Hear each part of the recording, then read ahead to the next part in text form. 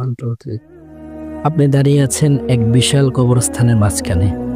চারিদিকে নীরবতা, কবরের মাঝে হালকা কুয়াশা।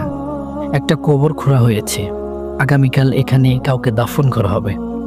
আপনার হাতের নখের নিচে এখনো সেই মাটি লেগে আছে। আপনি এই কবরটায় মাটি ফেলেছেন, এই মাটির নিচেই ঘন্টা পর শুয়ে যাবে একজন মানুষ। দুনিয়াতে তার জীবনের সব গল্প এখানেই শেষ। আপনি কবরের পাশে দাঁড়িয়ে আছেন, চিন্তায় ডুবে আছেন। মৃত্যু আসলেই তো, কেউ একবার চলে গেলে আর ফেরে না।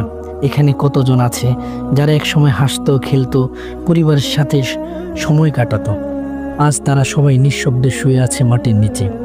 আপনি চারিপাশে শত শত কবর, যেন এক একটা জীবনের একটা গল্প। সবাই দুনিয়া থেকে চলে গিয়েছে, কেউ দুর্ঘটনায়, কেউ অসুখে, কেউ ঘুমের মধ্যে। আপনি চিন্তা করেন, যখন আপনার নাম ধরে ডাকা হবে ফুলান ইবনে ফুলান, আর কেউ বলবে, জানেন এই তো সেদিনও তো আমাদের সাথে ছিল। কেউ হয়তো বলবে, ভাই কিছুদিন আগেই তো একসাথে নামাজ পড়লাম। একজন বলে উঠবে, ভাই আমি তো ওকে আজকে সকালে দেখেছি। এমন হবে না? হ্যাঁ, অবশ্যই হবে, হবেই তো। কারণ মৃত্যু এসে গেলে কেউ তাকে থামাতে পারবে না। আল্লাহ তাআলা বলেন, কুল্লু নাফসিন যায়িকাতুল মাউত, প্রত্যেক প্রাণীকে মৃত্যুর স্বাদ গ্রহণ করতে হবে। রাসূলুল্লাহ সাল্লাল্লাহু আলাইহি ওয়াসাল্লাম বলেছেন, আকসিরু যিকরা হাযিমিল লাযযাতিল মাউত, তোমরা বারবার সেই জিনিসকে স্মরণ করো যা সব সুখকে ধ্বংস করে দেয়, অর্থাৎ মৃত্যু।